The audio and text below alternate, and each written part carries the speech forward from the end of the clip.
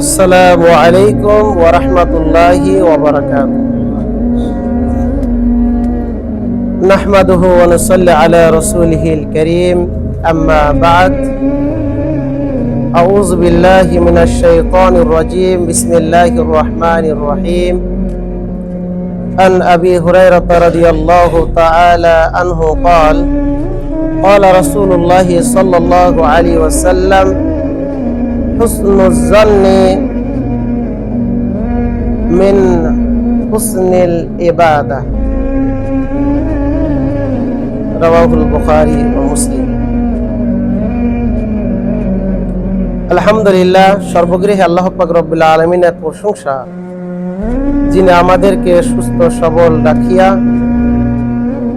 আজকে আমাদেরকে একত্রিতভাবে কিয়ামুল লাইলে অংশগ্রহণ করে কিয়ামুল লাইলকে আদায় করার তৌফিক এনায়েত করলেন। সকলেই বলুন আলহামদুলিল্লাহ। অতঃপর দরুদ ও সালাম বর্ষিত হোক সমস্ত আম্বিয়া কেরাম আলাইহিস সালাতু ওয়াস সালামের উপরে, বিশেষ করে আমাদের প্রিয় নবী মুহাম্মদ রাসূলুল্লাহ সাল্লাল্লাহু আলাইহি ওয়াসাল্লাম। আল্লাহুম্মা সাল্লি আলাইহি আল্লাহুম্মা বারিক আলাইহি। সম্মানিত সুধী মণ্ডলী, সহিহ বুখারী, সহিহ মুসলিম থেকে একটি হাদিসের টুকরো আপনাদের সম্মুখে পরিবেশন করেছি।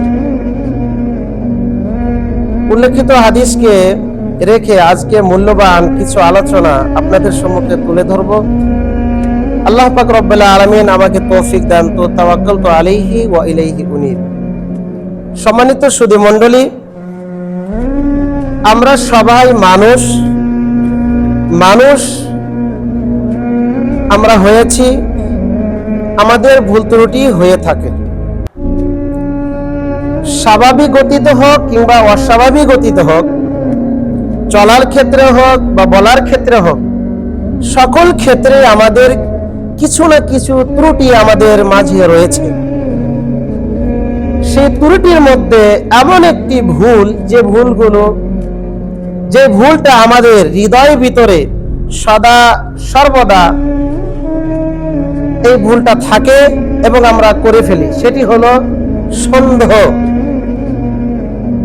হাদিসের মধ্যে এসেছে জন শব্দ মানে গুমান করা, কাউকে সন্দেহ করা, কাউকে সন্দেহ ভাবে কোনো কিছু বলা, কটূক্তি করা, সেটা স্বাভাবিক গতিতে হোক কিংবা অস্বাভাবিক গতিতে হোক, সেটা দলিল আকারে হোক কিংবা অদলিল আকারে হোক, সাক্ষী থাকুক আর না থাকুক, প্রমাণ থাকুক আর না থাকুক, এমনটি আমাদের মাঝে হয়ে থাকে। তো আল্লাহ রাসূল সাল্লাল্লাহু আলাইহি সাল্লাম এই গুমানের ব্যাপারে হাদিসের মধ্যে কি বলছেন? রাবি হাদিস আবু হুরায়রা রাদিয়াল্লাহু তাআলা আনহু তিনি বর্ণনা করেন, তোমরা একের উপরে তোমরা সন্দেহজনক কোনো বাক্য বলবে না, একের উপরে তোমরা সন্দেহ করবে না, গুমান করবে না, কারণ নিশ্চয় কিছুগুলিন গুমান কি রয়েছে, আমাদের মাঝে ভুল ত্রুটি হয়ে যায়। নিশ্চয় কিছু গুমান, ইন্না বা'দাল যান্নি ইসমুন, কিছুগুলিন গুনাহ, কিছুগুলিন গুমান, কিছুগুলিন সন্দেহ গুনাহ হয়ে যায়। কি হয়ে যায়? গুনাহ হয়ে যায়। ওয়ালা তাজাসসু, এবং একের অপরে গোয়েন্দাগিরি করিও না। গোয়েন্দাগিরি করে না। দুইজন মানুষ বসে আছে, কোনো কথা বলছে, তার পারিবারিক হোক কিংবা নিজস্ব কোনো কথা হোক কিংবা তার পরিবারের কোনো কথা হোক কিংবা আদার্স কোনো কথা বলছে, তো আপনি কান পেতে দাঁড়িয়ে আছেন বা ওখানে সন্দেহ আপনি করছেন, তাহলে এটা থেকে আমাদেরকে পরহেজ করতে হবে, বেঁচে থাকতে হবে। এমনটা আল্লাহ পাক রব্বুল আলামিন নিষেধ করেছেন। ওয়ালা তাজাসসু, একের উপরে তোমরা কি করিও না? গোয়েন্দাগিরি করিও না। একের উপরে তোমরা কি করিও না? জাসুসি করিও না। এবং ওয়ালা ইয়াগতাব বাযুকুম বাযা, একের উপরে তোমরা গীবত করিও না। গীবত কাকে বলে? সাহাবায়ে কেরামরা জিজ্ঞাসা করেন, ইয়া রাসূলুল্লাহ, গীবতটা কি জিনিস?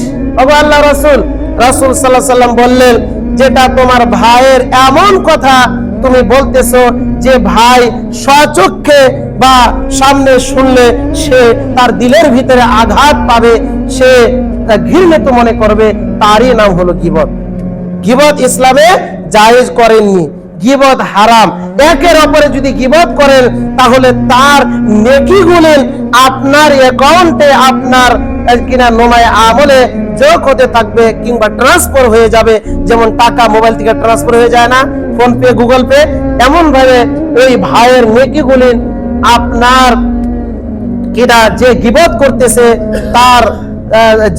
করতেছে তার গুনাহগুলি কি হবে?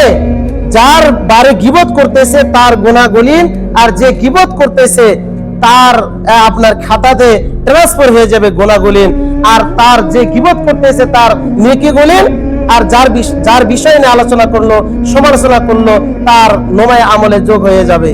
তাহলে গীবতটা কত বড় পাপ!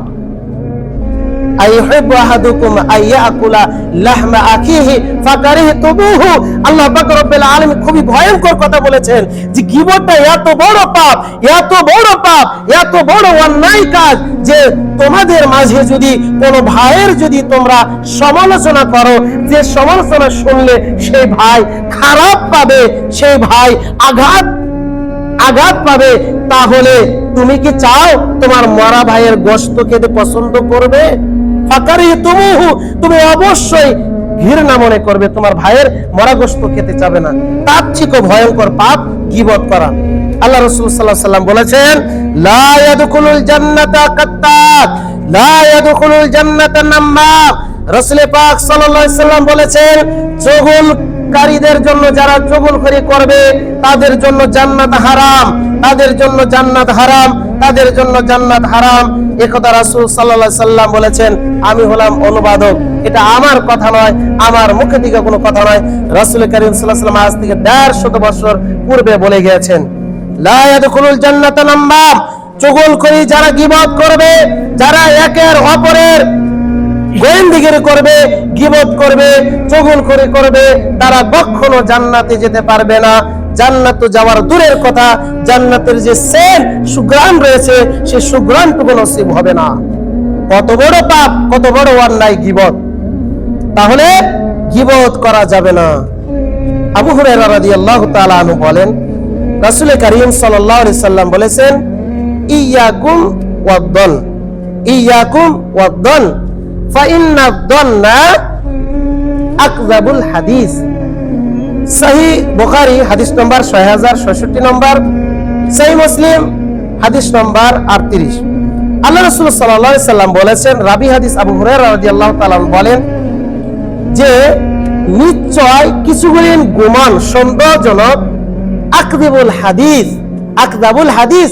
আল্লাহ রাসূল সাল্লাল্লাহু আলাইহি সাল্লাম বলেছেন, তোমরা গুমান থেকে বেঁচে থাকো, সন্দেহজনক কথা থেকে বেঁচে থাকো, কারণ কিছুগুলি সন্দেহজনক কথা ঝুঠা, মিথ্যা। কাযিবা ইয়াকযিবু মানে মিথ্যা, মিথ্যা হয়ে সত্য হতে পারে, মিথ্যা প্রমাণিত হয়ে যেতে পারে। তাহলে যদি সত্য প্রমাণিত না হয় তাহলে মিথ্যা। আপনি যার উপরে গুমান করেছিলেন, তাহলে সন্দেহ কার উপরে করা যাবে না। তো আমরা আজকে এই অত্র আয়াত এবং উল্লেখিত হাদিসের দ্বারা প্রমাণিত এটাই হয় যে আমাদেরকে শরিয়াত সম্মত আমাদেরকে চলতে হবে, শরিয়াতের দৃষ্টিতে আমাদেরকে চলতে হবে, ইসলামের দায়রের ভিতরে থেকে আমাদেরকে জীবন যাপন করতে হবে। আমরা যেন একের অপরের যে গুমান করব, আমরা সন্দেহ করব, সেটা যেন আমাদের পিছনে দলিল থাকে, আমাদের পিছনে যেন ঠোস প্রমাণিত হয়ে যায় যে ভাইটার জন্য আমি গুমান করছি, সন্দেহ করছি, সেই সন্দেহটা যেন সত্যিতে পরিণত হয়ে যায়। তাহলে সত্যিতে যদি পরিণত না হয়ে যায়, তাহলে রাসূল কারীম সাল্লাল্লাহু আলাইহি সাল্লাম এমন গুমান থেকে, এমন সন্দেহজনক কথা থেকে রাসূল সাল্লাল্লাহু আলাইহি সাল্লাম দূরে সরতে বলেছেন। আল্লাহ যেন আমাদেরকে এই সমস্ত হাদিস এবং কোরআনের প্রতি আমাদেরকে যেন আমল করার তৌফিক দান করেন। আল্লাহুম্মা আমিন। আকতাবি বিহাযিল কালিমাত ওয়া আখিরু দাওয়ানা আলহামদুলিল্লাহি রাব্বিল আলামিন। সুবহানাকাল্লাহুম্মা ওয়া বিহামদিকা আশহাদু আল্লা